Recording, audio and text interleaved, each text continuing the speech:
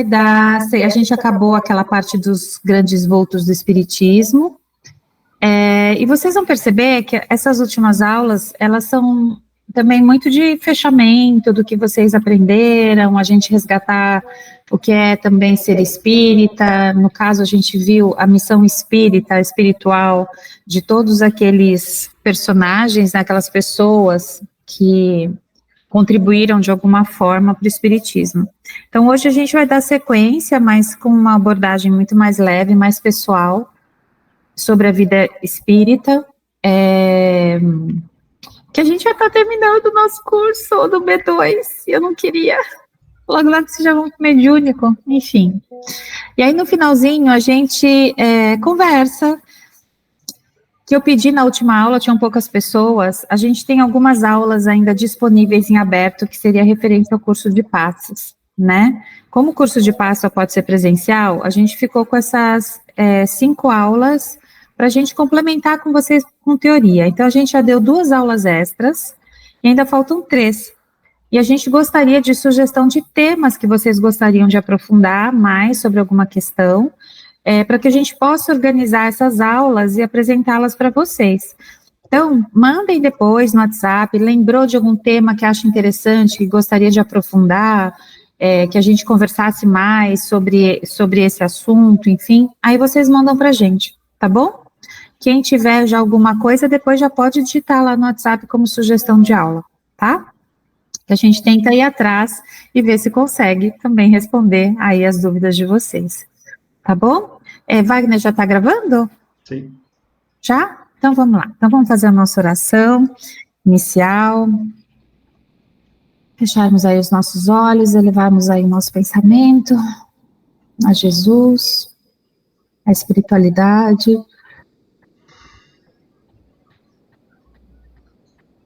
Senhor Jesus, Mestre amado, é sempre com o coração cheio de alegria que agradecemos por mais essa aula, de estarmos aqui, sempre reunidos, trazendo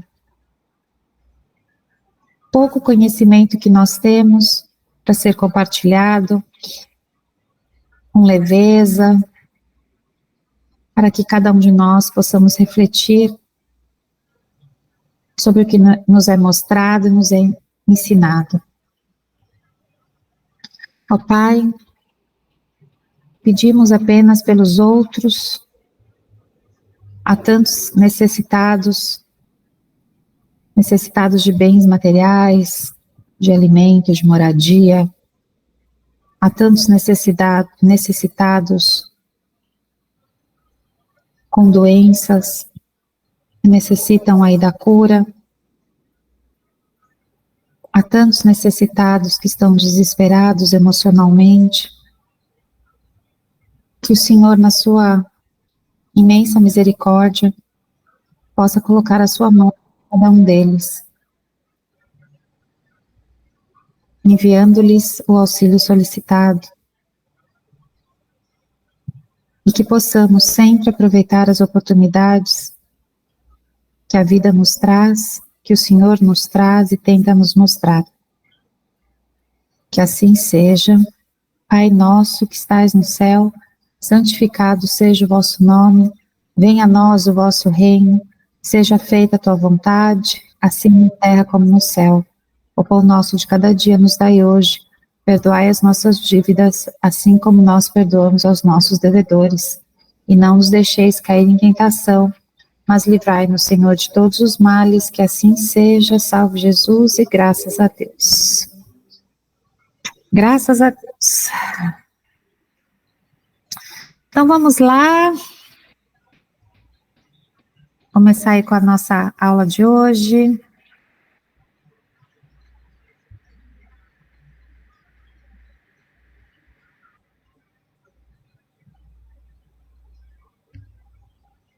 E o tema da nossa aula hoje, então, é evolução espiritual. O espiritismo se tornará uma crença comum e marcará uma nova era na história da humanidade. Isso é o Livro dos Espíritos, 798. E pensando que essa codificação tem aproximadamente 200 anos, né? Então, a gente pensar que ele se tornará uma crença comum é quando, muitas vezes, o próprio Espiritismo traz também, falando que haverá uma única religião no planeta. A religião no sentido de todos nos religarmos a Deus e aos princípios cristãos. Então, essa será uma crença comum. Só que a gente sabe que nos dias de hoje, ainda por estarmos, inclusive, num planeta de transição, né, no momento de transição planetária, na verdade, muitas coisas ainda estão acontecendo, né, muitas evoluções, muitas vindo à tona, todo aquele lodo, como a gente fala, né, a sujeira, ela tem que vir à tona para que a gente possa fazer a limpeza. Então, esse é um momento que a gente tem que olhar muito também para a nossa própria evolução espiritual. Como será que ela está? E aí é um convite, enquanto a gente vai transcorrendo a aula, né, passando os slides, que cada um tente se ver como era antes de conhecer a doutrina, e não necessariamente o curso, tá? Mas de frequentar uma casa mesmo, começar a assistir as palestras, começar a ler sobre o assunto, enfim, como que vocês eram antes disso e como vocês estão, eu não vou falar são, mas como vocês estão hoje, né, porque o verbo estar, ele indica uma transformação. Eu estou naquele momento desta forma, e o ser, ele já é mais cimentado, tá? Então, como a gente está sempre em evolução, eu prefiro acreditar no estar. Pode passar, Wagner. Então, esse é o convite para essa aula. Influência do espiritismo no progresso e a civilização do espírito. As ideias só se transformam com o tempo e não subitamente. Elas se enfraquecem de geração em geração e acabam por desaparecer com os que as professavam e que são substituídos por outros indivíduos imbuídos de novos princípios, como se verifica com as ideias políticas. Então, se a gente for pensar, aqui ele está dando exemplo, Kardec, da política, como ela era, como ela foi se transformando ao longo dos séculos e como ela está hoje. E que provavelmente, por ser uma criação humana, ela também continuará em transformação. Então, a gente tem que entender que quando a gente fala que as ideias só se transformam com o tempo, é como se fosse gotejar de uma água dentro de um copinho. Goteja, goteja, goteja, goteja, goteja, goteja, até que a última gota, né, transborda o copo. Então, as ideias também são assim. Há pré-conceitos, pré-ideias, pré-concepções que vão fazendo como se fosse o fogo daquela cama, para que a gente fala quando de repente dá aquele clique até interiormente na nossa cabeça. Mas não é que ele foi de repente, é que teve a última gotinha que caiu que fez com que a gente mudasse de ideia a respeito de algo. E assim é. Então, nenhuma mudança política, nenhuma mudança da humanidade, nenhuma mudança social acontece de repente, repentinamente. São outros passinhos que vão sendo dados para que aquilo aconteça. Que o espiritismo, ele continua, né, o Kardec, pode contribuir para o progresso, destruindo o materialismo, que é uma das chagas da sociedade. Ele faz os homens compreenderem onde está o seu verdadeiro interesse. Então, quando fala que pode contribuir destruindo o materialismo, é aquele materialismo que a gente realmente se prende à matéria. E não que a gente não precise da matéria, porque a gente sabe que a gente precisa da matéria enquanto encarnados. Mas fala, destruindo aquele materialismo que é tóxico, aquele materialismo que é prejudicial para os outros e para nós mesmos. Então, até por isso que ele chama de uma das chagas da sociedade, né? Até que a gente comece a perceber qual é o nosso verdadeiro princípio enquanto espíritos. Então, a vida futura não estando mais velada pela dúvida, o homem compreenderá melhor que pode assegurar o seu futuro através do presente. Então, de tudo que eu estou plantando hoje, um dia eu vou colher. Pode passar, Wagner, por favor. Destruindo os preconceitos de seita, de casta e de cor, ele ensina aos homens a grande solidariedade que os deve unir como irmãos. Então, nós sabemos que algumas culturas ainda têm a questão das castas, como no hinduísmo, né? Ainda existe o preconceito da cor, ainda existe o preconceito também religioso, de seitas religiosas, mas que quando a gente for capaz de destruir todas essas amarras, na verdade, como se fossem pequenas jaulas, né, caixas, eu vejo como algo estanque. Quando a gente conseguir quebrar todas essas paredes, aí sim a gente vai conseguir ter essa verdadeira união. Então, mas ele continua, que apesar disso tudo, a humanidade está sempre evoluindo em vários sentidos. O progresso material é muito rápido. Em alguns anos, saltos são dados em tecnologia, em medicina, informática, transporte, em todos os ramos da ciência. E a gente vê, né, por exemplo, a minha mãe foi quando, na geração, né, dos meus pais, foi quando começaram os primeiros televisores, preto e branco, e normalmente era uma pessoa só na rua que tinha, e todo mundo ia assistir na casa daquela pessoa. Aí depois chegaram os telefones, vamos pensar isso, vai tudo nos últimos 50 anos, menos que isso até. Aí os telefones a gente tinha que entrar numa lista de espera, não sei se vocês lembram da Telesp, era por bairro, era caro, tinha gente que comprava telefone como investimento. E aí hoje, né, é só você quase compra na padaria, uma linha telefônica, só comprar um chipzinho lá e tá tudo certo. Então, a gente percebe o quanto, materialmente, é muito mais fácil nós observarmos esse avanço. E não é só muito mais fácil observar. O progresso material, ele foi muito mais rápido, realmente, do que os outros progressos. E aí a gente vai entender isso. Aí ele ainda fala da globalização, que é uma realidade, que a gente sabe que cada vez mais as notícias são simultâneas, não está acontecendo lá do outro lado, a gente já está recebendo aqui, em tempo real, algo que até pouco tempo atrás isso era impossível de acontecer. Então, ele dá ainda outro exemplo das bolsas de valores, que se um país cai, atinge também todos os outros em consequência dos respectivos países. Então, a globalização, ela também une a todos, mas na parte material. Com o avanço material, o homem cria melhores condições de bem-estar, dando uma melhor qualidade de vida, de conforto, de saúde, de lazer.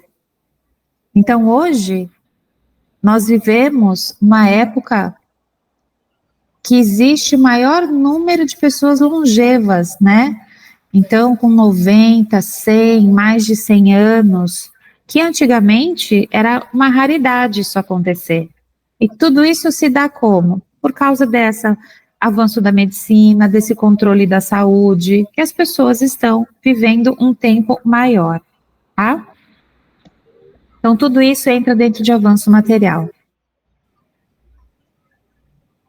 E ele continua que o progresso material, ele também vem junto com o progresso intelectual. Porque se não houvesse o progresso intelectual, o homem não descobriria tantas ferramentas, vou chamar de ferramentas, todas as descobertas materiais que o homem fez. Então, progredir intelectualmente é mais fácil, pois o homem já nasce com o desejo de aprender, de crescer, de dominar e de ser feliz. Dominar a matéria, dominar os recursos, dominar a questão de você ter o entendimento sobre aquela situação. Isso lhe ajuda muito no seu aprendizado. E ele traz sempre, ao reencarnar nesse planeta, a somatória de experiências adquiridas nas suas inúmeras existências, seja aqui ou de outro orbe.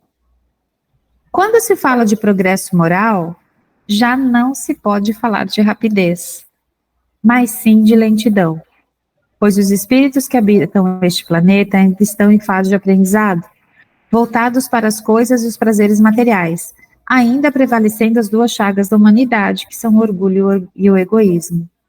Então vamos pensar mesmo nessa questão do progresso moral? Com toda a tecnologia, com toda a inteligência, com todo o dinheiro que existe no planeta hoje, seria para bilhões de pessoas passarem fome? não terem moradia, não terem acesso a uma saúde e a uma educação. Então isso faz parte do nosso progresso moral, que é tão inferior ainda em comparação com o outro, porque o homem, ele já tem a inteligência suficiente para resolver a todos estas grandes questões planetárias que nós estamos vivendo. Mas, infelizmente, ainda falta a vontade, e ainda falta não só a vontade, mas o discernimento, né, a autorresponsabilidade, a autoconsciência, enquanto espíritos que somos. E, de acordo com a evolução dos espíritos encarnados, os conceitos vão se alterando para melhor, tá? Pode passar. Aquele conceito de pecado e de castigo imposto há muito tempo, aos poucos vai sendo substituído pelo conceito da bondade infinita do Deus do amor, e não mais aquela figura mitológica, cruel e tirânica, que nos foi trazido pelas religiões em consequência somos um pouco mais felizes. Então, até a visão de Deus, sobre Deus, né, também já está sendo quebrada. Então, que tudo era pecado, que tudo Deus vai te castigar, que Deus isso, que Deus aquilo. As pessoas tinham medo de Deus, tinham medo. E aí, o Espiritismo, ele traz muito forte essa questão, né, que é o Deus do amor, que não há punição, que a gente sim sabe que é a causa e consequência, que não é um castigo que Deus está dando para nós, mas é sempre fruto das nossas ações irrefletidas, tá? Então, isso também foi mudando. Mas não são todas as pessoas, infelizmente, que ainda que já tem essa visão. A maioria ainda associa Deus como alguém que te pune pelas suas más ações. Então, Deus como fonte inesgotável de amor e que nos criou a todos com um maravilhoso destino já traçado. Todos alcançarão um dia a perfeição. Não é o Espiritismo que cria a renovação social. É o amadurecimento da humanidade que faz de tal renovação uma necessidade. Então, não vai ser a doutrina espírita ou tudo que o Kardec trouxe durante a sua decodificação que vai criar essa renovação social. Mas, a partir do momento que a humanidade vai conhecendo, vai se apropriando do que o Espiritismo vai trazendo, vai amadurecendo nesse sentido, aí sim que a renovação ela vai acontecer.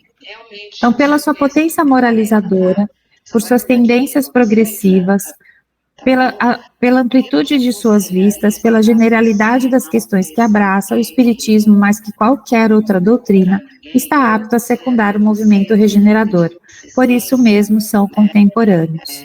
Então, a diferença do que está sendo trazido na aula de hoje é a gente entender que o Espiritismo, a doutrina espírita, né, trazida lá pela codificação, por Kardec naquela época, ela traz tanto a responsabilidade para nós, né, é um chamamento. Tipo, você tem o livre-arbítrio, você é responsável pelas suas escolhas, suas decisões, você é responsável pelo desenvolvimento da sua moralidade, assim como do seu conhecimento. Então, através de tudo que ela vai nos mostrando, ela vai fazendo esse convite. E com isso, sim, tudo que ela prega é atemporal. Quer dizer, vai valer para daqui 10 anos, vai valer para daqui 20 anos, vai valer daqui 30 anos, vai valer daqui 100 anos. Por quê? Porque ela é apoiada nas leis divinas que são imutáveis, tá? Tudo bem até aqui, gente? Eu sei que não é nada de novo, mas é para a gente ir pensando algumas coisas, tá? Então, o Espiritismo veio no momento que podia ser mais útil, pois também para ele os tempos são chegados. Mais cedo, né, se a doutrina espírita tivesse sido revelada mais cedo, teria encontrado obstáculos insuperáveis e teria sucumbido inevitavelmente, pois os homens satisfeitos com o que tinham não experimentavam ainda a necessidade do que ele traz, segundo a Gênese. Então a gente tem que pensar que foi a época certa, foi o lugar certo, foi tudo dentro desse planejamento planetário que as coisas aconteceram. Assim como a gente não tem certeza se ainda não terá uma quarta revelação. Por quê? Porque daqui 100 anos pode ser que o conhecimento adquirido da humanidade já peça um novo passo de explicação, que já peça um novo chamamento, algo a mais, um plus a mais, que para a gente ainda é o suficiente, e é o que a gente dá conta de entender. E aí ele continua, portanto, a doutrina espírita tem uma função muito importante no desenvolvimento do progresso moral das criaturas humanas. Ela amplia nossa visão de vida, apresenta-nos dotados de livre-arbítrio, o que nos permite evoluir pela aprendizagem que nossos erros nos proporcionaram com nossa experiência nas diversas fases das nossas existências até atingirmos o conhecimento necessário para passarmos para a fase seguinte. Então, não tem outro jeito para evoluir, senão pela aprendizagem. E isso a gente vem falando desde o básico 1. Não tem outra forma da gente evoluir se a gente não for para a gente aprender. Aprender com o quê? Com os nossos erros. Ou com os erros de outras pessoas que a gente acaba se espelhando e entendendo que a gente não quer aquele processo, que a gente quer evoluir junto. Até que a gente atinja, então, essa perfeição. Tá? Pode passar, Wagner.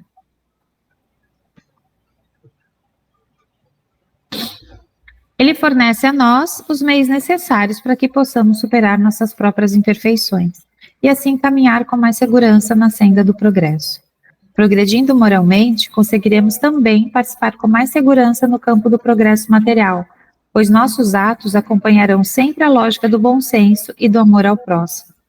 Então, quando nós conseguirmos também essa evolução moral, nós vamos entendendo nesse campo material, e que eu acho que essa mudança já vem acontecendo com muitas pessoas, a questão do bom senso. Então, por exemplo, antes, muitas pessoas consumiam desenfreadamente, né? Não que ainda não existam essas pessoas, mas eu vou falando até por mim. Quando eu era mais nova, né, via uma roupa bonita, vou comprar. Via isso que, hoje, né, a gente vai entendendo que não é mais necessário você ter tanto par de sapatos, não é mais necessário você ter tanto tênis, que inclusive vai contra não só a questão do que a doutrina também vai trazendo, mas quando a gente fala dessa lógica do bom senso e todos esses problemas planetários que nós estamos enfrentando, de utilização dos recursos naturais da Terra que estão acabando, então tudo isso já nos traz esse convite para a gente refletir. Será que eu preciso consumir tanto? Será que eu preciso daquilo? Será que, né? Aí, por exemplo, vamos supor que todas as pessoas do planeta resolvam fazer um acordo que não vão mais comprar uma calça jeans por 3 anos. Eu sei lá quanto tempo faz que eu não compro uma calça jeans, tá? Se bobear, deve estar valendo isso também. Mas imagina que todo mundo fizesse isso. Ou que você sabe que você compra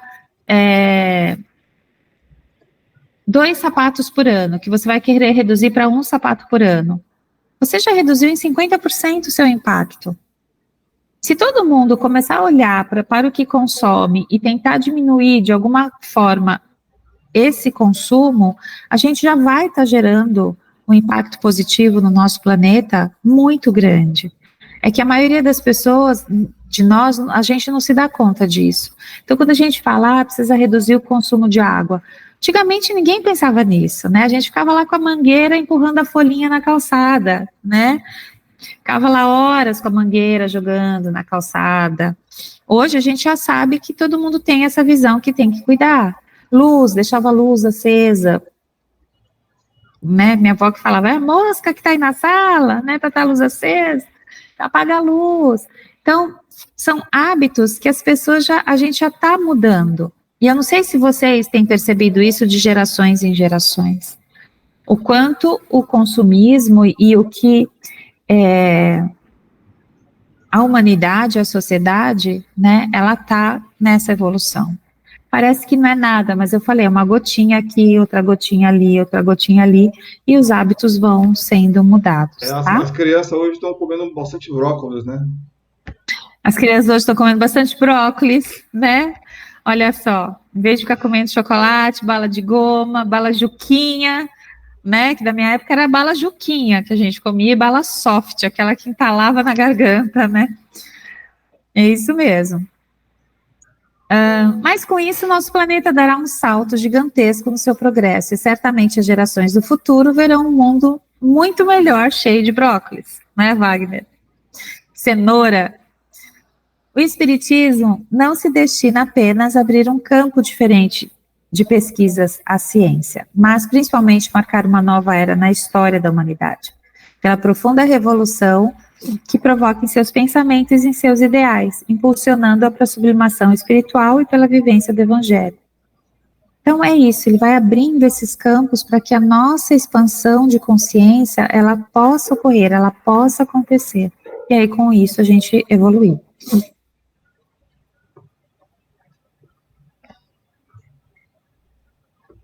O Espiritismo é uma extraordinária mensagem do céu à terra e faz-se necessário aquilatar-lhe o valor.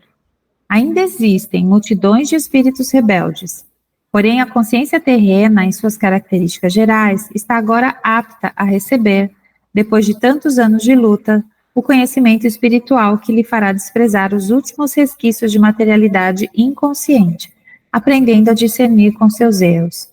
Então é como eu falei, tinha muita coisa que estava escondida, inconsciente, e que agora está fervilhando, está borbulhando, está trazendo para a consciência. E a partir do momento que a gente traz algo para a consciência, que a gente coloca a luz naquilo, a gente tem a capacidade de resolver. Enquanto ela está lá no inconsciente, a gente continua repetindo, sem perceber. A partir do momento que a gente trouxe essa luz, opa, agora é hora de fazer diferente. Espalhando a boa nova da imortalidade, a doutrina de amor abrirá novos horizontes à esperança dos homens, conduzindo-os à aquisição do tesouro espiritual reservado por Deus para todas as criaturas. Né? Então lá, todo mundo saiu voando com o coraçãozinho, mas aquele que está agarrado no saco de dinheiro é muito pesado, ele não vai conseguir fazer isso, né?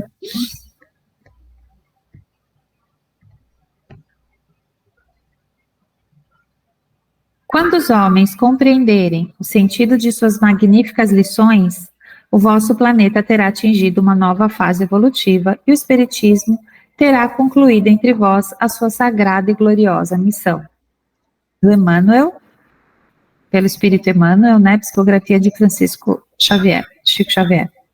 É-nos ensinado, na questão 801 do Livro dos Espíritos, que os espíritos não puderam nos suprir de todos os conhecimentos desde todos os tempos, o que nos é dado conhecer hoje, pois não estávamos aptos para assimilar, assim como não ensinamos às crianças o que ensinamos aos adultos, que é o que eu já falei para vocês. Então, todo conhecimento vai ser dado a seu tempo. Eu estava assistindo um vídeo, uma hipótese de como construíram as pirâmides do Egito.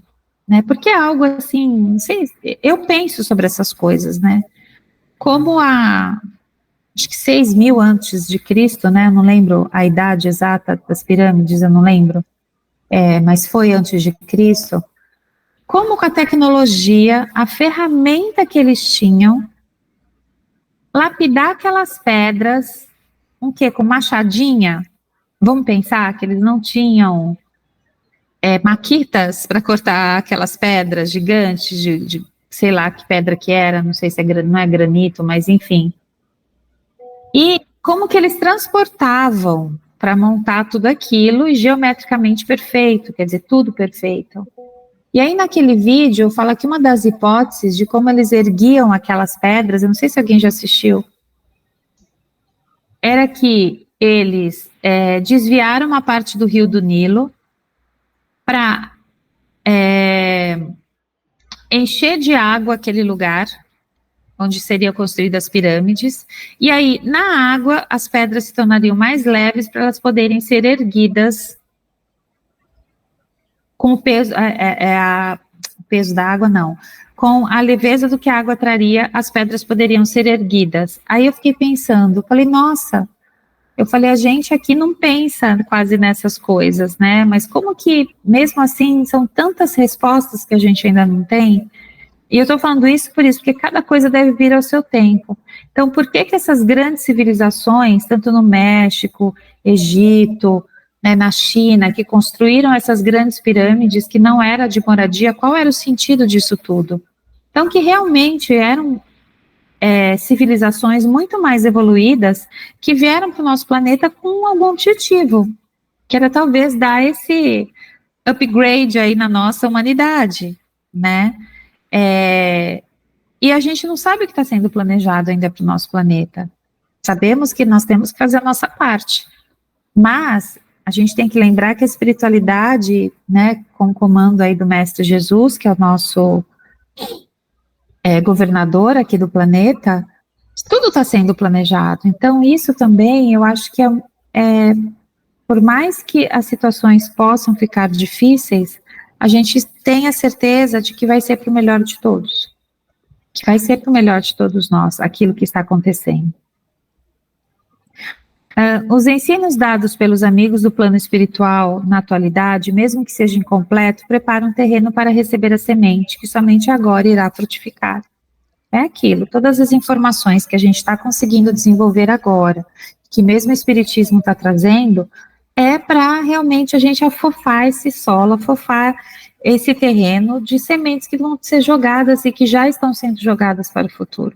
E que talvez a gente não veja a colheita, mas a gente sabe que a gente está plantando, tá bom?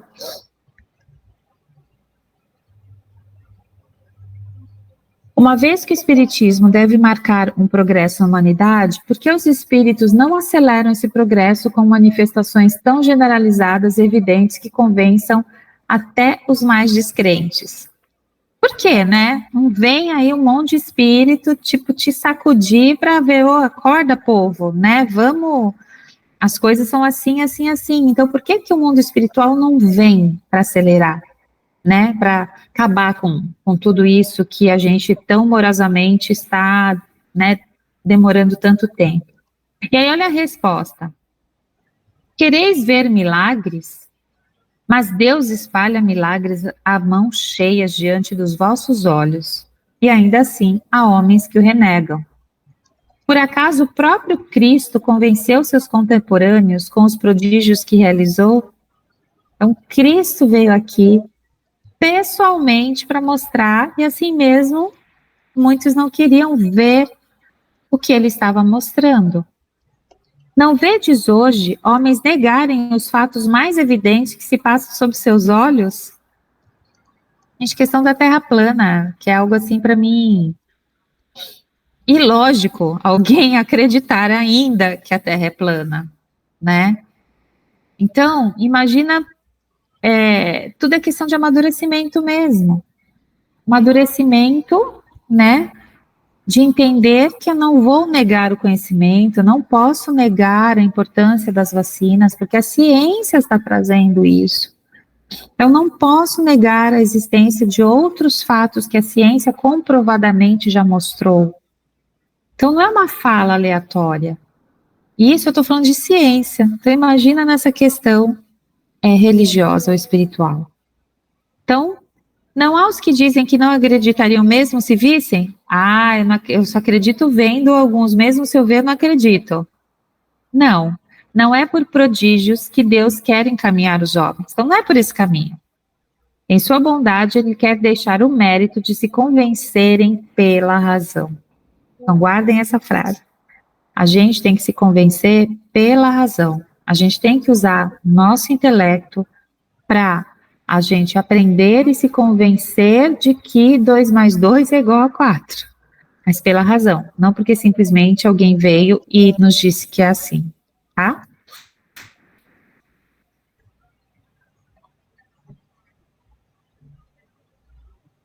Não podemos negar a importância que têm os fenômenos espíritas, seja pela comprovação que oferecem da existência do mundo espiritual, quer seja pela comprovação da imortalidade da alma. Todavia, necessário convir que o espiritismo começou a implantar-se no mundo, principalmente nas classes mais cultas, e só depois de codificado é que se revestiu de um corpo de doutrina. Enquanto a influência do espiritismo não atinge as massas, como bem observou Kardec, vai ele felicitando os que o compreendem. Então, aqui, eu acho que ele traz uma questão importante que a gente tem que pensar. Que ele começou nas camadas mais cultas e ele ainda permanece nas camadas mais cultas. E isso foi até um dos últimos censos que mostrou que as pessoas que seguem o espiritismo é a religião, entre aspas, que tem mais pessoas com nível superior completo. Então a gente pensa, a gente não atinge a massa, porque a massa, infelizmente, do nosso país não tem ensino superior completo, não atingiu essa capacidade mental. Então, a gente tem que continuar a influenciar, né, a espalhar o pouco conhecimento que a gente tem, para que a gente vá atingindo mais um, e esse um atinge mais um, e esse um atinge mais um.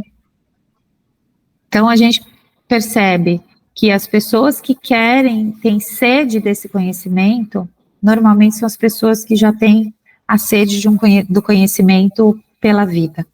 Então, que a gente consiga instigar os outros a estudarem mais, a lerem, e mesmo num país onde a maioria não é leitora, a grande maioria dos brasileiros não é leitora.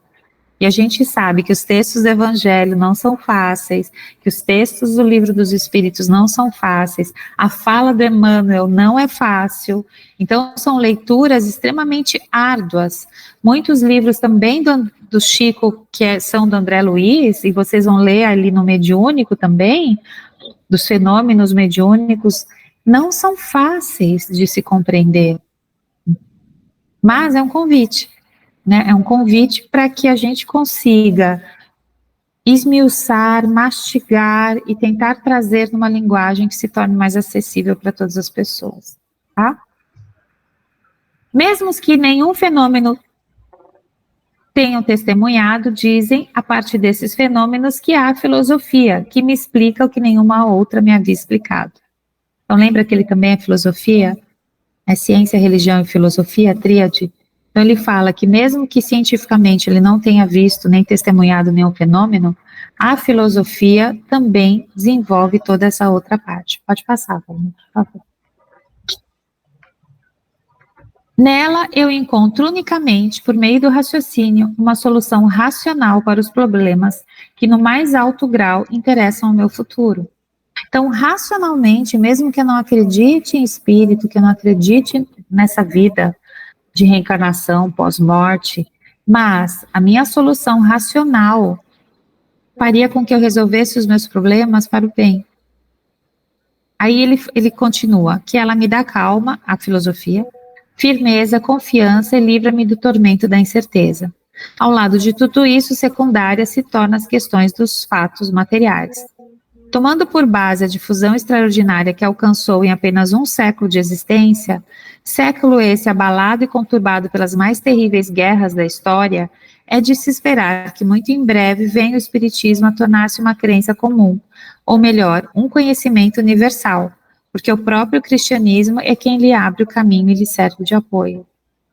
Então, pensando que realmente, quando ele começou essa decodificação, logo no começo de 1900, a gente já teve a Primeira Guerra Mundial, depois de 30 anos, a Segunda Guerra Mundial, que desmontou o planeta todo, e que mesmo assim ele perseverou, ele conseguiu atravessar todo esse período, e ele ainda continua circulando entre nós. E que, de verdade, eu percebo que ele tem cada vez mais simpatizantes, que a gente fala, né? De pessoas que simpatizam, não, eu simpatizo, não, eu acredito, que isso já é um bom sinal. A gente sabe que ainda não é o melhor, mas já é um bom sinal. Porque antes as pessoas, a maioria delas tinha o quê? Antipatia, tinha aversão. Porque muitas vezes também associavam com outras práticas, enfim, espiritualistas, tá? Acho que esse era o último, Wagner. Acho que tem mais um. Tem. A crença no espiritismo ajuda a melhorar-se fixando as ideias sobre certos pontos do futuro. Ela apressa o adiantamento dos indivíduos e das massas porque permite conhecer o que seremos um dia. É um ponto de apoio, uma luz que nos guia. Ele nos ensina a suportar as provas com paciência e resignação.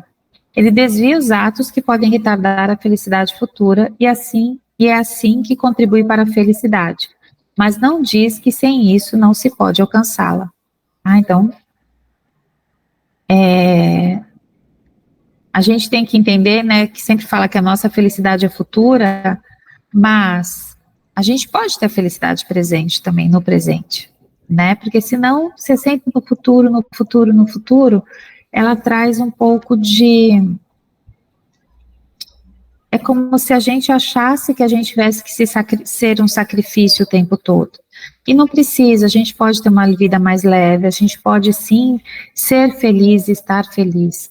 Mas, quando ele fala da verdadeira felicidade, é porque a gente tem que lembrar daquelas leis divinas ou naturais, todas aquelas leis, e quanto mais próximo a gente estiver dela, é que realmente a gente vai ser feliz.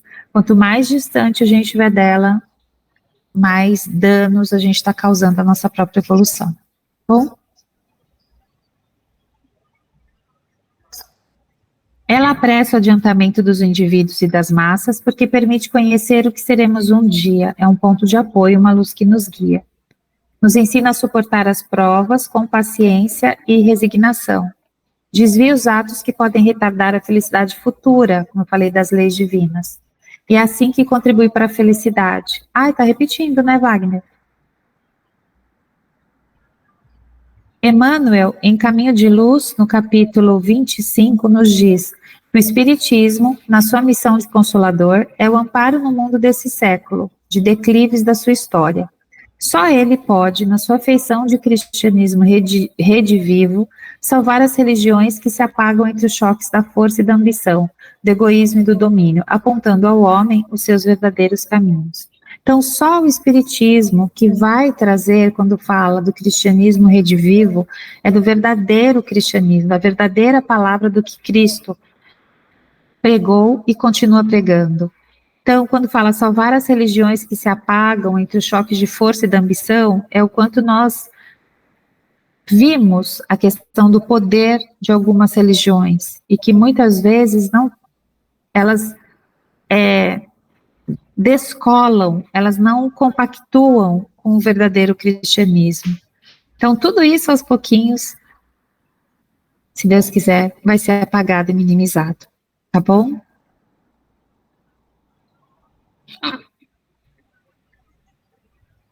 Acabou agora? Então vamos pensar? Cada um pensa agora um pouquinho. O que acha que o Espiritismo, como eu era antes de você, como eu era antes de conhecer um pouco da doutrina e como eu sou hoje? Quem gostaria, às vezes, de dar um relato, num exemplo simples, uma coisa pequena, que a gente sabe que o impacto é muito grande. Lu? Eu tinha muita mania de sempre atribuir as coisas ruins, né, algum acontecimento que eu não gostava que acontecesse, a algum fator externo. Sempre achava que, tinha muito disso na minha família, né? Isso aí é trabalho, é macumba que fizer pra você, só pode ser. Vamos lá na benzedeira lá pra fazer uma oração, te benzer, pra tirar isso de você, sabe assim? Eu cresci com isso, né? E então quando eu comecei a conhecer mais a doutrina, antes mesmo de fazer o curso, né? A doutrina que eu conheço assim, tem mais ou menos, desde que meu filho nasceu. Então, ele tem 11 anos, vai fazer uns 12 anos, mais ou menos assim, que eu comecei a querer entender melhor como é que funcionava isso, né? E a partir desse momento que eu vi, opa, peraí, não é bem isso, né? Isso aí é consequência do que eu mesmo estou fazendo, né? Que não é que alguém fez para mim ou tá me desejando que eu passe por isso, né? Então, acho que essa luz, assim, das consequências, né, da causa e efeito, né, que veio com o tempo para mim. Então, é isso. Muito legal esse depoimento, Luciana. Eu acho que esse é o convite, né, que a doutrina traz, da nossa autorresponsabilidade, né? Então, a gente tem muita tendência e facilidade a pôr a culpa nos outros, porque é o meu chefe, porque é o meu vizinho, porque é o meu marido, porque é o meu pai, porque é minha mãe, meu filho. Uhum, e o quanto a gente, muitas vezes, contribui para gerar aquela situação que a gente está vivendo no momento, né? Tem coisas que, sim, realmente são externas, né? Mas o quanto a gente, nessa afinidade, a gente não contribui de alguma forma para que isso aconteça, né? Muito legal. Quem mais? Alguém mais gostaria de dar algum depoimento? Do antes e do depois?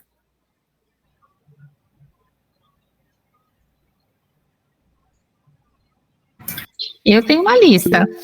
Vamos lá, Vanessa, fala. Bem, eu sempre fui muito ligada a sonhos, né? O convite para mim estudar, para mim vir para o Espiritismo foi sonhos, porque foi quando minha mãe faleceu e eu sonhava muito com ela e sempre sonhos repetidos, onde eu perguntava para pessoas qual o significado daquele sonho e ninguém me dava uma resposta coerente, uma resposta que eu aceitasse.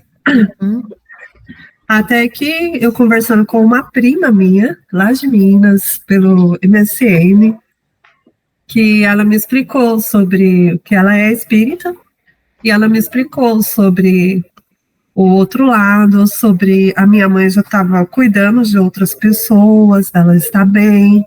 E aí eu super me interessei por tudo que ela falou, e o Wagner também, ele já estava, né? Ele já estava estudando, ele já estava, eu não lembro aonde, mas ele já estava. E foi aonde eu comecei a participar, a estudar, e comecei a ter respostas.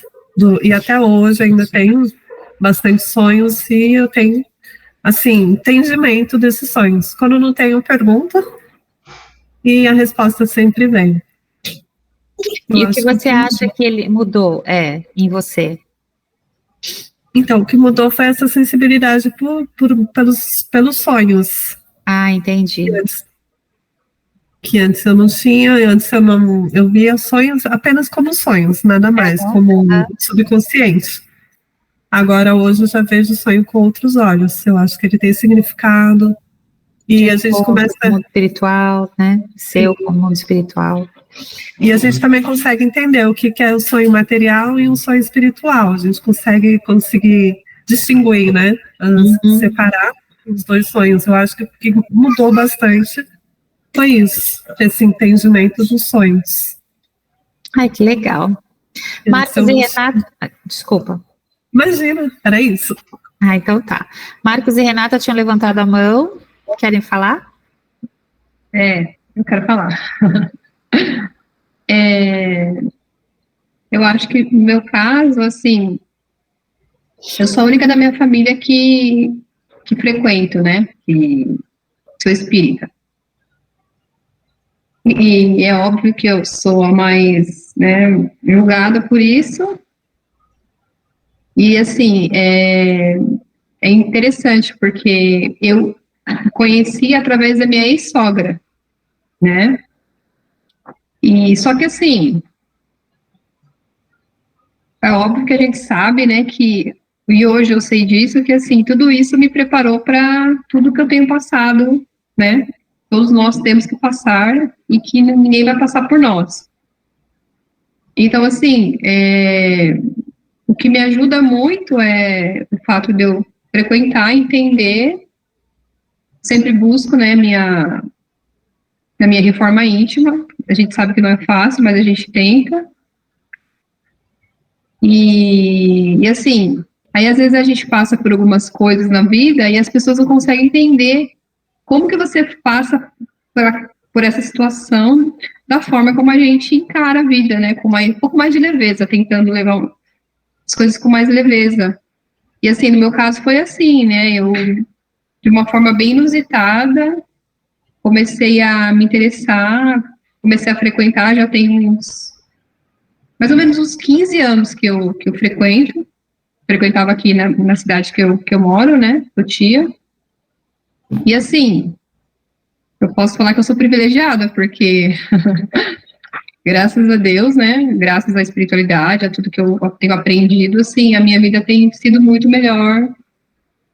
Eu consigo, né, ter esse entendimento, como a Luciana falou, que a gente sabe que não é a culpa do outro, que a gente precisa passar, mas a gente consegue passar pelas atribulações, como qualquer pessoa, né, passa por atribulações, mas a gente consegue ter um entendimento melhor daquilo, né, sabendo que é para o nosso crescimento, que é para a nossa evolução, e eu acho que isso,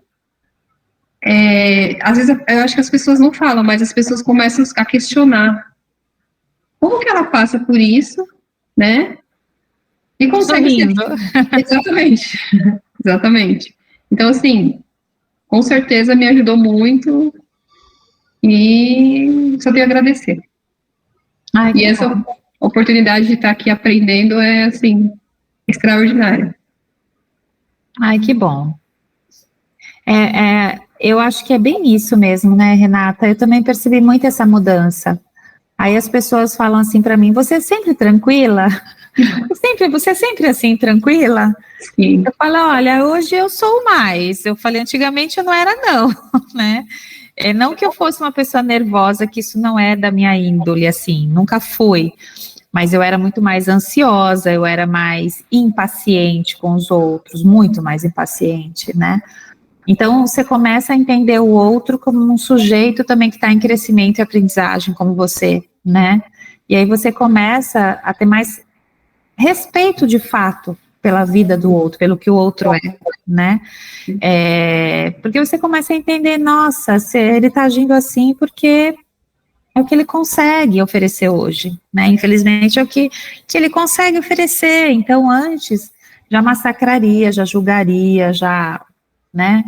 Faria todo o processo aí, né, da pessoa, e hoje eu percebo assim que a gente começa a ver os outros com outros olhos, e não é só olhar de piedade, de dó, não é isso que eu tô falando, né, falar, ai, que dó, coitadinho, não, é o momento que está vivendo, tá tudo certo o momento que cada um está vivendo. Eu acho que é esse discernimento que a gente começa, que para mim, no meu caso, me trouxe muita segurança, sabe, muita segurança de confiar, entre aspas, no destino, né, não, eu tenho que passar por isso, como você mesma falou, eu tenho que passar por isso, mas vamos, né, vamos, porque eu sei que vão aparecer pessoas, vão aparecer os anjos, que, né, que a vida nos envia para nos dar o conforto, nos dar um sorriso, nos dar uma palavra amiga, e que muitas vezes a gente não percebia. Então, hoje, também, eu me percebo muito mais atenta a todos esses sinais, entendeu? Que a vida me traz, né? Todos esses pequenos sinais que eu falo, opa, isso daqui está parecendo, né, uma oportunidade, ou nossa, né, os amigos, as amigas, os familiares, enfim. Então, bem, sou grata. Alguém mais gostaria de falar? Sim. Não? Então vamos lá. Tiago, oba! Eu vou ser só um relato rapidinho só. Eu fui criado na Igreja Católica, né? Então, para mim, eu fiz todos primeira Eucaristia, fiz Crisma, fiz alguns cursos de batismo, alguns cursos dentro da igreja, só que para mim nunca fez muito sentido algumas passagens que era passado na missa, tudo. E quando eu conheci o Espiritismo, começou a fazer muito mais sentido. Tudo que eu comecei a estudar, a ler, a aprender, para mim fazia muito mais sentido e eu me sentia muito mais inserido ali nessa comunidade do que na católica. Então, para mim foi uma descoberta muito, muito gratificante. E aos pouquinhos a gente acaba levando para o nosso dia a dia o que a gente vai aprendendo. A gente tem algumas mudanças Eu era uma pessoa muito fechada com a minha família, de não ter muito. De ser uma pessoa muito carinhosa, de ter muito contato. E me mudou muito. Hoje em dia, eu tô sempre dando atenção para os familiares, para minhas tias, para minha avó, para meus pais. Então, para mim, foi excelente. Eu tive uma virada de chave muito grande. Que bom, ficou feliz.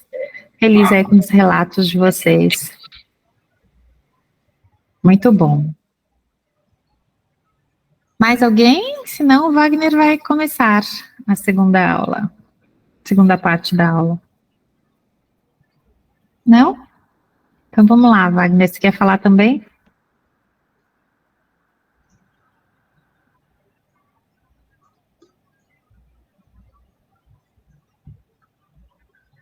Tranquilo.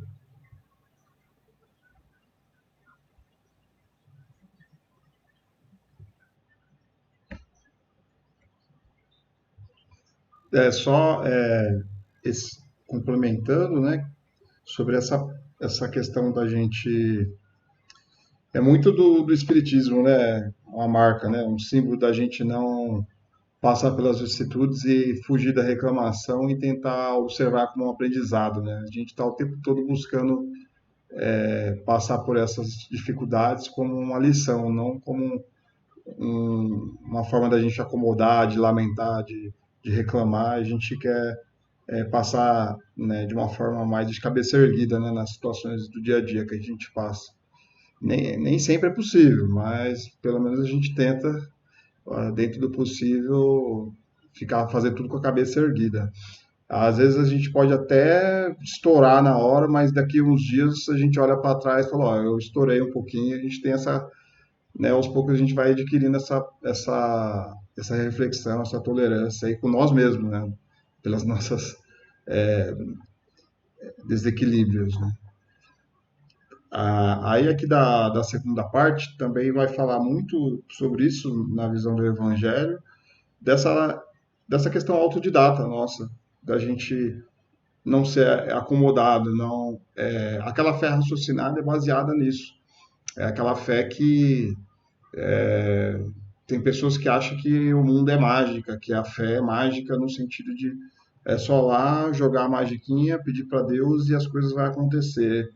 Então a fé raciocinada ela sabe pegar essa energia, essa questão do mundo espiritual e aplicar ela junto com o mundo físico de uma forma racional, né? Porque tem gente que acha que é só rezar para que aquelas coisas aconteçam. E nem sempre é assim. Muitas vezes depende um pouco do nosso esforço. Se a gente for pensar exatamente ali, né, propriamente no cristão, tudo aquilo ali acontece não é só por causa da espiritualidade. É claro que ela é responsável, mas se não tivesse os encarnados lá fazendo o trabalho de encarnado, não teria aquela casa. Então, somos nós que encarnados que colocamos a mão na massa para aquilo acontecer. E a espiritualidade depende da gente. Então a gente precisa fazer realmente aqui, ajuda-te que o céu te ajudará. A gente precisa fazer a nossa parte que a espiritualidade vai nos auxiliar. Então é nessa ideia que essa aula vai se basear agora, né? Aí é pedir e dar-se-vos-á, buscai e achareis, batei e abrir-se-vos-á, porque todos que pede, recebe, e o que busca, acha, e a quem bate, abre. Ou qual de vós, porventura, é o homem que, se seu filho lhe pedir pão, lhe dará uma pedra? Ou porventura, se lhe pedir um peixe, lhe dará uma serpente? Pois se vós outros, sendo maus, sabeis dar boas dádivas aos vossos filhos, quanto mais vosso Pai, que está no céu, os dará boas dádivas aos que lhes pedirem, em Mateus 7, 7, 11. Então aqui é uma passagem falando sobre essa lógica da gente pedir e querer fazer e sem querer fazer a nossa parte. Estou dando esse exemplo aqui para a gente. Segundo modo de ver terreno, a máxima buscai e achareis é semelhante a esta outra. Ajude-te e o céu te ajudará. É o princípio da lei do trabalho e, por conseguinte, da lei do progresso. É uma das leis que nós já vimos aqui em aulas, da necessidade de trabalhar, da necessidade do progresso, que tem ligação com reflexão que a gente está tendo. Porque o progresso é produto do trabalho, desde que este põe em ação as forças da inteligência. Então, a inteligência, o nosso lado intelectual também é uma dádiva, também é um dom, é uma forma da gente aplicar, nos servir a Deus. Deus quer que a gente se desenvolva também intelectualmente, não só moralmente. Então, então, quer dizer, estudar é uma coisa, né? Se aprimorar intelectualmente é uma coisa divina, é uma coisa que é relacionada à lei do progresso do trabalho, é da nossa natureza progredir e sempre melhorar intelectualmente. É a esperança no meio das dificuldades pelas quais a alma passa nesse planeta. É o consolo de uma vida melhor ante a decrepitude do nosso corpo físico. É a realização da justiça de Deus ante as injustiças humanas. Então, é uma forma da gente aplicar aqui no mundo físico nossas potências intelectuais para ter um conforto na nossa vida física, que melhorar a sociedade como um todo, em todos os aspectos tecnológicos, vamos dizer assim, que a gente tem acesso, é graças ao esforço de muitos encarnados durante muitos milênios para poder chegar no nível de conforto que nós temos hoje aqui na nossa encarnação. Senão a gente estaria que nem uns bichos ali correndo, né, no mato para sobreviver, né? É quem vai falar aqui, né? Na infância da humanidade, o homem não aplica sua inteligência senão à procura de alimentos, dos meios de se preservar das intempéries e de se defender dos seus predadores. É assim que a gente vivia no mundo, né? Com a baixa intelectualidade nossa, buscando só alimento e só sobreviver. Além do instinto meramente animal de sobrevivência, porém, Deus deu ao homem o desejo incessante de progredir. Então, vem de dentro, foge da nossa natureza a gente não querer progredir. Quando a gente vê uma pessoa que é depressiva, ela está contra a própria natureza dela, ela está num estado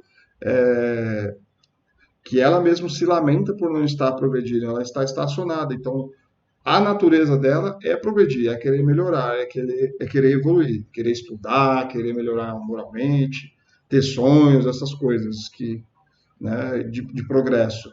Então, quando a pessoa está retraída, quando ela está em depressão, ela não está no estado natural, ela está realmente no estado estacionado dessa natureza, que é o próprio progresso, que Deus plantou na gente, né?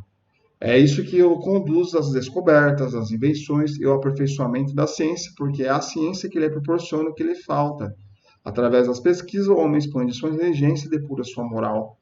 As necessidades do corpo sucedem às necessidades do espírito, e assim como o homem passa da selvageria à civilização. O Thomas Edison, lá para criar a lâmpada que a gente tem aqui hoje, né? Graças a, acho que era 187 vezes, eu até tinha anotado e já esqueci, mas foi uma coisa assim, ele tentou 187 vezes, fez 187 testes para poder, talvez não seja esse número, tá? Só estou chutando, para poder fazer a lâmpada ligar e acender a luz. Se ele tivesse desistido lá na 186, não teria luz, então estaria difícil. Então, dessa persistência, né, na tentativa e erro, naquela vontade de que isso aconteça, e aí as coisas na 187 foi lá e funcionou. E assim é a gente também na vida, na luta incessante do progresso, de querer sempre melhorar, que a gente vai chegar na 187, que a gente vai uma hora vai acertar e as coisas vão progredindo nessas tentativas também. A humanidade progride em virtude da pré-existência da alma e suas sucessivas reencarnações. Ao voltar à vida material, cada espírito vem com um progresso que realizou em existências anteriores. Ao partir dela, leva o progresso que dela adquiriu. Então, quando a gente sempre falou muito disso, da gente levar, quando a gente morre, a gente não vai levar os bens materiais, mas a gente vai levar o nosso progresso moral e o progresso intelectual. Então, por isso que a gente tem realmente essas facilidades para algumas matérias e a dificuldade para outras. E aí a gente vai nascendo, né, em cada país, cada cultura, uma família que é propícia a ser médico, um ambiente que é propício a ser criativo. Aí a gente vai desenvolvendo várias aptidões em várias encarnações e sendo uma pessoa mais um espírito completo, multiuso, né, com várias habilidades. E assim a gente vai, seja morais ou intelectuais, né? Em consequência, a humanidade passa gradualmente da barbárie à civilização material e desta à civilização moral. Então, realmente, graças a essa progressão, a gente saiu aí daquele mundo de ficar caçando, fugindo do predador, e hoje a gente tem uma organização, não está certo, não está bom, mas comparado ao que a gente vivia, está muito melhor, né? A gente tem, pelo menos tem regras, tem coisas muito melhores do que naquele tempo. Se Deus tivesse isentado o homem do trabalho do corpo, seus membros estariam atrofiados. Se o tivesse isentado do trabalho da inteligência, o seu espírito teria permanecido na infância no estado de instinto animal. Então, como a gente diz, né, nada é por acaso. Então, a gente não tem braço para não usar o braço, as pernas, né? Tudo, a própria musculatura, ela está aí para poder ser utilizada, para carregar peso, alguma coisa. Se a gente tem, é porque é para usar, né? E melhor ainda se a gente usar ela para o bem, né? Então, as nossas condições físicas e intelectuais, elas são ferramenta e instrumentos para a gente exercitar e progredir intelectualmente e moralmente. Ao fazer do trabalho uma necessidade, Deus quer que o homem seja filho de suas obras, delas tenha um mérito e seja recompensado segundo o que tiver feito, né? Aquele orgulho que a gente tem de fazer um trabalho bem feito, de ver que a gente tem capacidade, né? Sabe, com aquela sensação de que você aplica o seu potencial ali, pode ser qualquer coisa, coisa simples. Até tem gente que tem a habilidade de lavar um chão muito bem lavado, de lavar muito bem uma louça ou qualquer outra coisa. E aí, quando a gente termina, a gente fica satisfeito em ver aquilo que a gente fez, né? Então, Deus fica satisfeito de ver a gente com nossos próprios méritos, construindo e fazendo coisas, né? Por essa razão, os espíritos não poupam os homens do trabalho das pesquisas, do esforço das descobertas e do desafio das invenções. Eles mostram, sim, o fim que o homem deve atingir e o caminho que ela conduz, oferecendo a força necessária se ela se dispuser a empregá-la com empenho pessoal. Então, a gente carrega lá 40 quilos. Então, vem uma missão, um problema, um abacaxi lá para a gente descascar na nossa vida, que pesa 40 quilos e a gente consegue levantar aqueles 40 quilos num esforço máximo, assim. E, de repente, né, quando você vai lá na academia fazer um treino, se você faz sozinho, o seu limite é 40 quilos. Mas se você tiver acompanhado, tiver alguém lá te incentivando, colocar mais 2, 4 quilos ali, você acaba conseguindo, porque ela vai te dar aquele ângulo e você levanta também. Você não conseguiria sozinho, né? Ou seja, a pessoa não levantou o peso para você, levantou sozinho, mas ela te deu essa moral, te deu esse incentivo, e você conseguiu passar do seu limite. É mais ou menos assim que funciona com a espiritualidade. Às vezes a gente acha que o nosso limite é esse, mas aí vem a espiritualidade dar aquele gás na gente, e a gente consegue ser maior do que a gente até imaginava, por causa desse incentivo que a gente recebe, né, na nossa vida, muitas vezes, para empurrar a gente para frente. A gente está sempre nesse limite, né? No limite do nosso peso, e a gente está sempre tentando aumentar 1 quilozinho por vez para poder, né, sempre desempenhando coisas melhores e maiores. Sobre o ponto de vista moral, buscai e achareis significa pedir a luz para clarear o caminho, a força para resistir ao mal e assistência e aconselhamento dos bons espíritos, né? E a gente sabe que quando a gente pede, quando a gente tem dúvida, quando a gente está cego pela raiva ou por qualquer outro sentimento baixo, a gente sabe que tem onde nos socorrer, né? Quando teve um sonho ruim, uma coisa ruim, o que é? É ler o evangelho, é fazer uma oração, é você se ligar à espiritualidade, que eles vão te socorrer nesses momentos perturbadores nossos, né? Se nos deixarmos dominar pela arrogância, pelo informismo, seremos abandonados nas nossas próprias forças, como punição pelo nosso orgulho. Ou você pode escolher também e falar, não preciso de ajuda de ninguém, da espiritualidade de ninguém, eu me viro sozinho nessa, pode deixar, né? Eu sou forte, pode deixar. Aí a gente sabe o que acontece quando a gente pensa assim, né? Se ao contrário pedimos com fé, É o orgulho, né? É o nosso orgulho prevalecendo.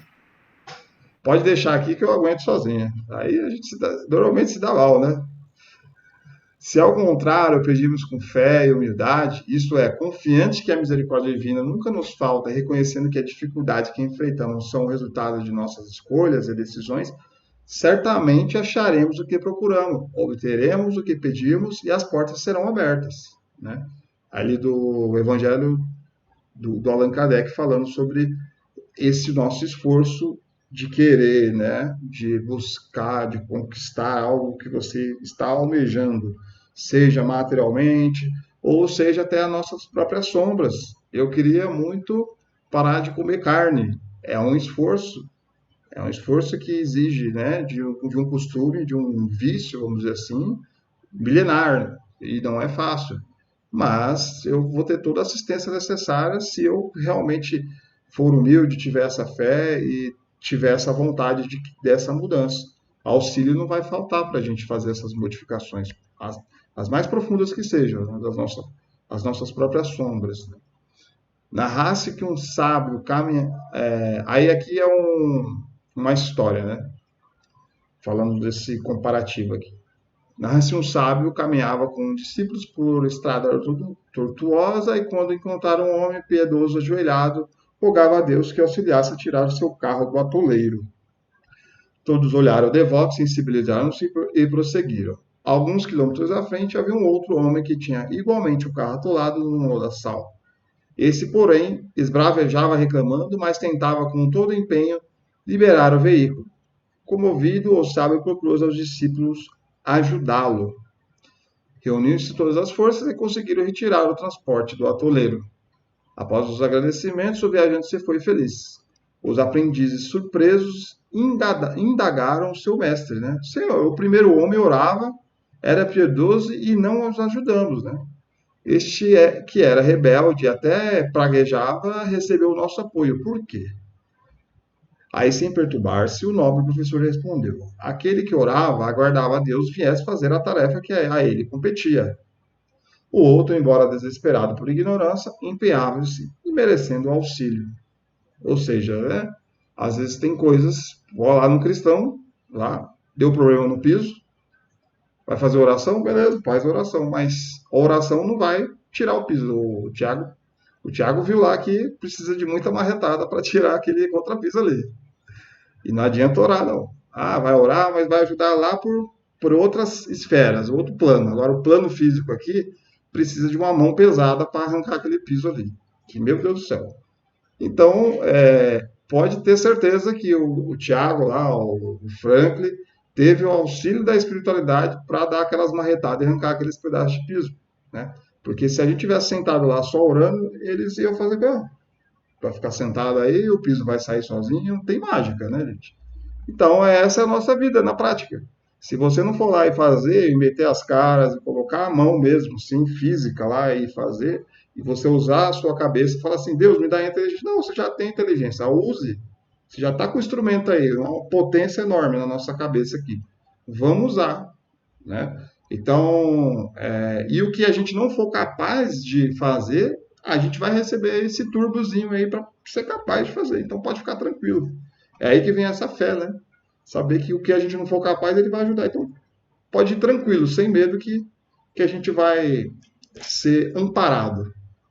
Muitos de nós, né, costumamos agir como um primeiro viajante, diante das dificuldades que nos parecem insolúveis, né, acomodando-nos, esperando que Deus faça a parte que nos cabe para a solução do problema. Nós podemos e devemos empregar esforços para melhorar a situação que nos encontramos. Há pessoas que desejam ver obstáculos retirados do caminho por mãos invisíveis, esquecidas de que esses obstáculos, em sua maioria, em sua maioria, né, foram ali colocados por nós mesmos, né, que nem a Carla falou, a maioria dos problemas foram nós mesmos que plantou ali, cabendo nós agora a responsabilidade de retirá-los. Alguns se deixam cair no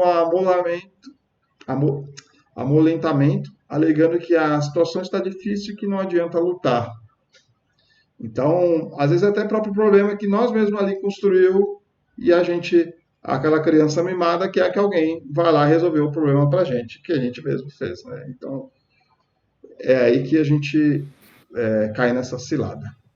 Outros não... Aquelas pessoas que ficam só reclamando e não fazem nada para melhorar a vida delas, né? Ficar estacionado, né? Aí quando você sugere alguma coisa, não adianta, nada adianta, né? Só adianta ficar reclamando. Outros não dispõem de perseverança, abandonando a luta após ligeiros esforços. Com propriedade afirma a sabedoria popular que pedra que rola não cria limo, sugerindo alteração da rota, movimento, dinamismo e realização. Não basta pedir ajuda a Deus, é preciso buscar conforme o ensino de Jesus. Buscar e achareis. Bater e abrir-se-vos-á. Devemos, portanto, fazer a nossa parte que Deus nos ajudará e que não tiver ao nosso alcance resolver. Seria ideal que, sem reclamar e pensando corretamente, fizéssemos esforços para retirar do atoleiro o carro da nossa existência, a fim de seguirmos adiante felizes, com coragem e disposição, confiantes de que Deus sustentará as nossas forças para que possamos triunfar. Eu acho isso magnífico, muito lógico.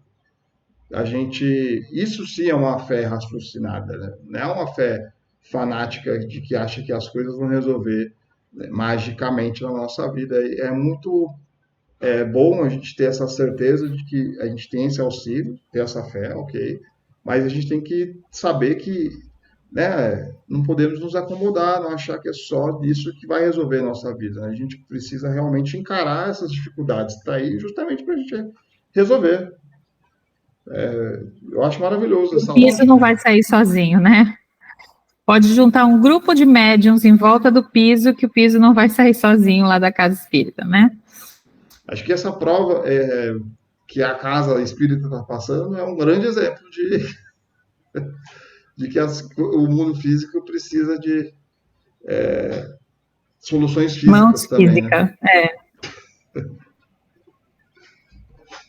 E na nossa vida também, né? Também temos soluções físicas.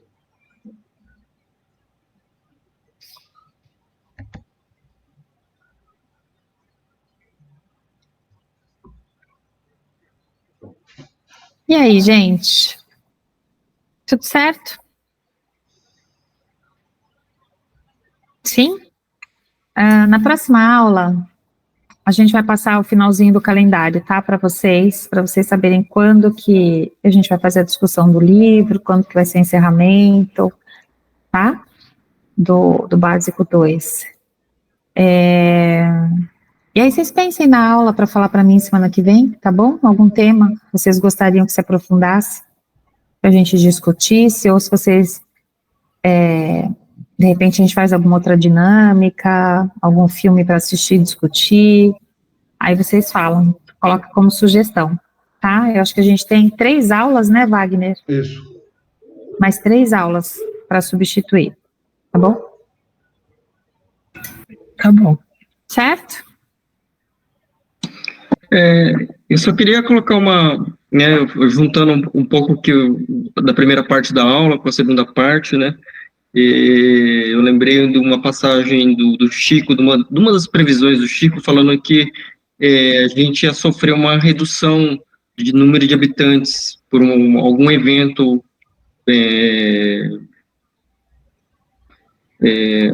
ambiental, assim, ia sofrer uma grande redução. E a gente está numa fase, não sei se alguém já ouviu, alguns pesquisadores já alertando, que a gente já ultrapassou o número de habitantes que a Terra pode fornecer alimento.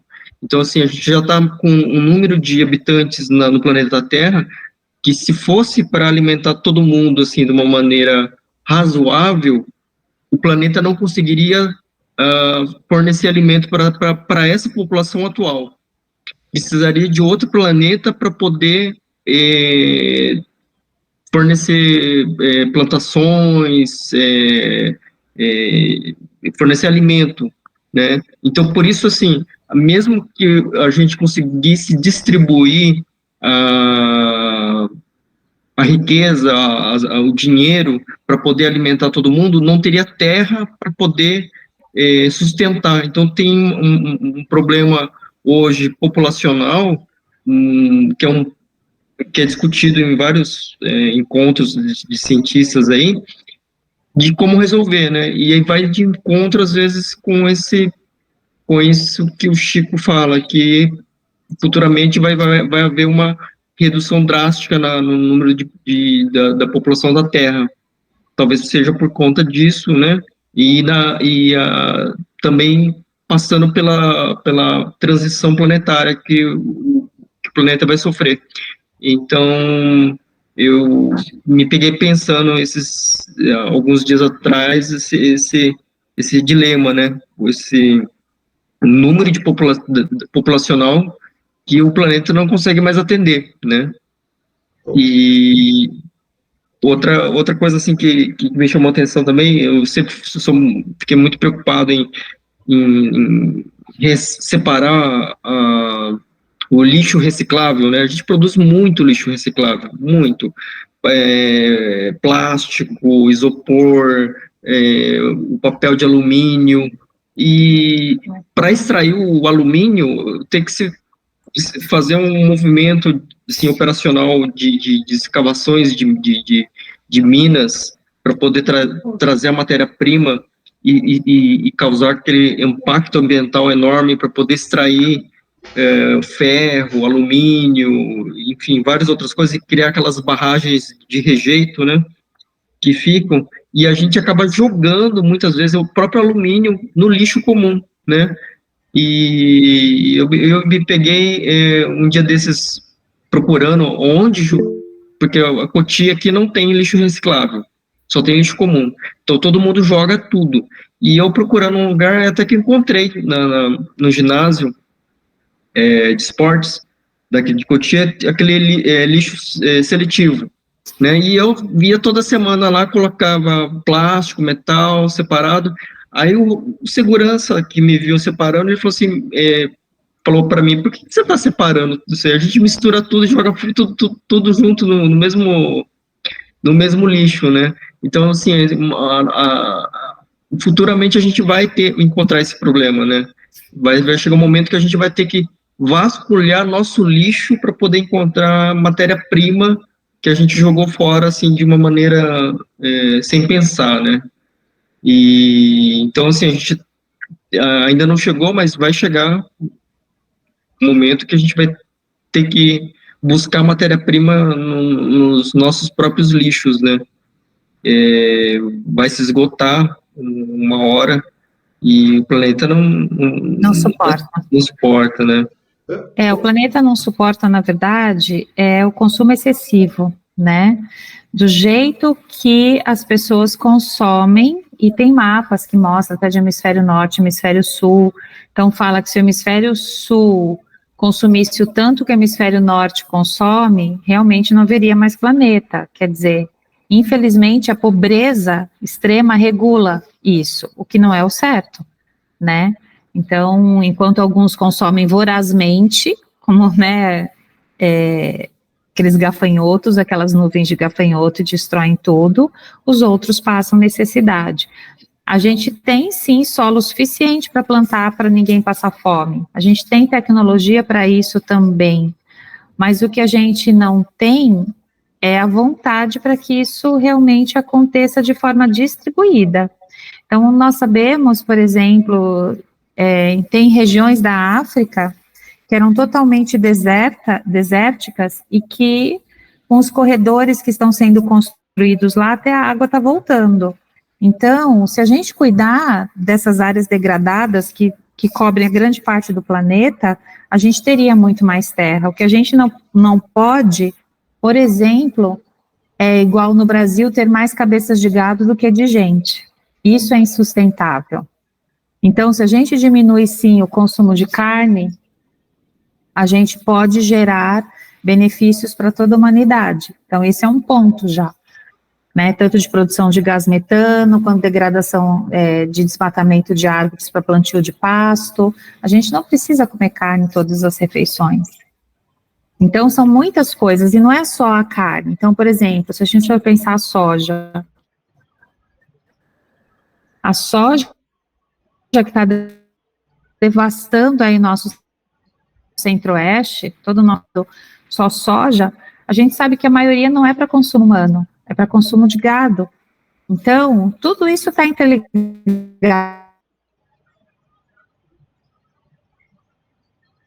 né, Marcos, assim.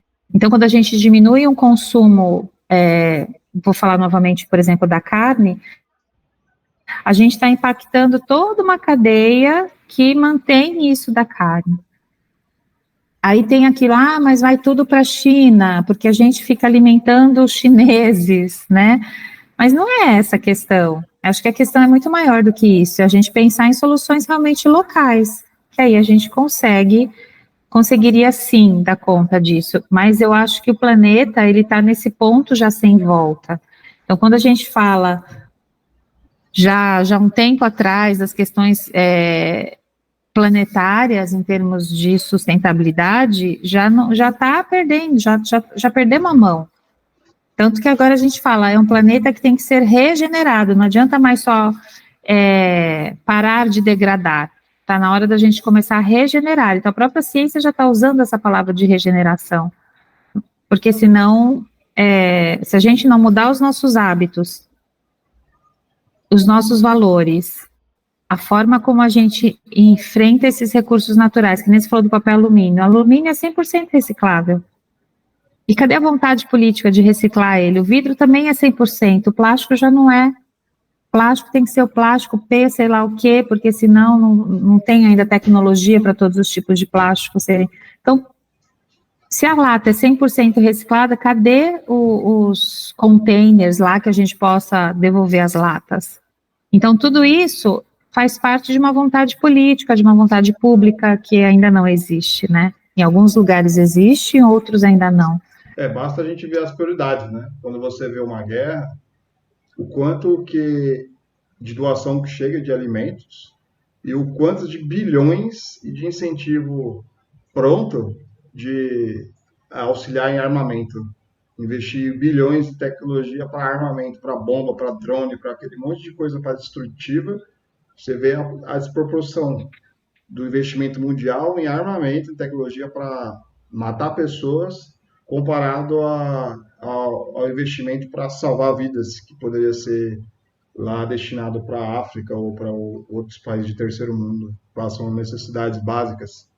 Então, aí a gente vê que as prioridades são diferentes. Está falando de questões mundiais que refletem a nossa representatividade individual, porque o quanto que a gente, individualmente, né, quer realmente, né, ajudar o próximo, quanto que a gente ajuda o próximo, comparado ao quanto que a gente já desperdiçou, já gastou com inutilidades ou com luxúria ou uma coisa, individualmente falando, né? Aí a gente tem que dar essa reflexão para ver como a gente contribui para esse mundo ser assim também. E falando sobre esse lixo, me fez lembrar do lixo sustentável que eu tive lá quando eu morei com meu primo e a gente fez a primeira compra lá de mais de R$1.000, comprou liquidificador, comprou macete líquido, aquele monte de coisa boa, era o primeiro dia na casa. Aí colocou as sacolas no chão, né, quando chega da compra. Aí no outro dia, aí durante a semana eu fui fazendo as coisas em casa, começou a faltar tudo, né? Poxa, mas tinha comprado sabão, tinha comprado café, cadê? Aí quando foi ver, o meu primo tinha jogado toda a compra no lixo. Compra de R$1.000 no lixo. Liquidificador, amaciante. Como assim? A sacola estava pesada e ele achou que o lixo estava pesado e jogou tudo no lixo. Todas as compras. E aí teve que fazer compra tudo de novo. Nossa, Wagner. Foi um lixo super sustentável. Mas são coisas assim, são grandes questões, né? Não sei se vocês já viram lá no deserto do Atacama, que está virando um grande lixão a céu aberto de roupas, lixão têxtil. São montanhas de roupas, montanhas. Então, a questão é, precisa produzir mais roupa? Por que assim, essas roupas são jogadas novas, com etiqueta lá, e tem gente que não tem o que vestir, entendeu? Então, são essas questões, né? que eu acho que o que precisa é realmente ter esse olhar, essa política pública. As ilhas de plástico nos oceanos.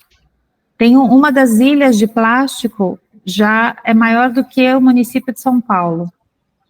Só de plástico junto flutuando, formando uma verdadeira ilha densa, e que ninguém, assim, como não é visível, como ela está lá no meio do Pacífico, lá no meio, sei lá, de qual oceano, não fica visível aos nossos olhos, a gente acha que o problema não existe. Então, quanto de consumo de plástico de uso único a gente faz? Vocês já perceberam isso? Quantos copinhos descartáveis, ou quanto que é aquilo que você pegou uma vez e você já descartou? Que durou 30 segundos na tua mão. Será que a gente não consegue repensar os nossos hábitos? Porque não é só... Eu acho que para separar os resíduos para coleta seletiva é realmente super importante, mas antes disso, se a gente for lembrar as regrinhas do R, primeiro é recusar e repensar. Então, não vou usar, não vou produzir esse lixo, não vou. Aí, se eu realmente tenho que produzi-lo, né? Mas são soluções, assim, que a gente tem que buscar coletivamente. Lá, quando eu fiz um trabalho de mapeamento lá em Maresias, que é uma cidade, né, de praia, cheia de condomínios de luxo, lá no litoral norte, em que a gente foi fazendo um mapeamento do resíduo lá, que não existe coleta seletiva, diz que existe, mas é isso, é aquela coleta que todo mundo separa e depois vai para o mesmo lugar. Só que todo o resíduo, todo o lixo comum produzido no litoral norte de São Paulo, a gente tem que subir a serra. Por quê? Porque lá não tem aterro sanitário. Então, você imagina quanto que não gasta só de combustível, quanto que já não polui milhares de caminhões subindo para levar o resíduo que a gente não está nem aí. A gente colocou lá na lixeira e espera o caminhão passar. Aí saiu das nossas vistas, a gente acha que se resolveu. E é a grande briga, né? É a grande briga de quem trabalha aí nessa área de sustentabilidade, de desenvolvimento sustentável, essa falta de consciência do todo, né? A gente só enxerga uma parte, não enxerga o todo disso daí. Eu penso que talvez sejam os grandes eventos climáticos, Marcos. Na verdade, essa redução populacional se deva aos grandes eventos climáticos que a gente sabe que eles virão cada vez de forma mais intensa. As grandes chuvas, o mar subindo e pegando toda a rede litorânea, toda a parte litorânea. Então, talvez tenha essa redução de população, eu acho que devido principalmente a esses grandes eventos. A gente não sabe o que vai acontecer nesse sentido, né? Que nos aguarda aí. Muitos vulcões já estão ficando meio assanhados, que eu falo, né? Que o cara estava lá dormindo um tempão, estão tudo acordando agora, não sei porquê. Quer dizer, essa terra no meio também está sendo remexida de alguma forma, né? E que isso tudo bem, não tem nada a ver com a ação humana, né? Esses terremotos, vulcões. Mas a Terra já passou por grandes transições, né? Ela já foi glacial, ela já passou por tantas eras, e o planeta continua, que é só a gente mesmo que vai ter que ir embora. A Terra vai ficar, a gente vai embora, né, em algum momento. Mas não é para se desesperar, tá tudo certo. Mas vamos procurar não utilizar plásticos de uso único. Vamos evitar ao máximo, essa é a primeira dica para todo mundo. E diminuir o consumo muito, né? Procura fazer coisas para você, para sua família, para o seu aprendizado. Não precisa ter, não precisa comprar coisas, né? Certo? Certo. Vamos comprar brócolis, né, Vanessa? Vamos comprar brócolis, comprar cenoura, comprar arroz, feijão, ovinho, tá tudo certo. Isso aí. Alguém quer fazer a oração? Não?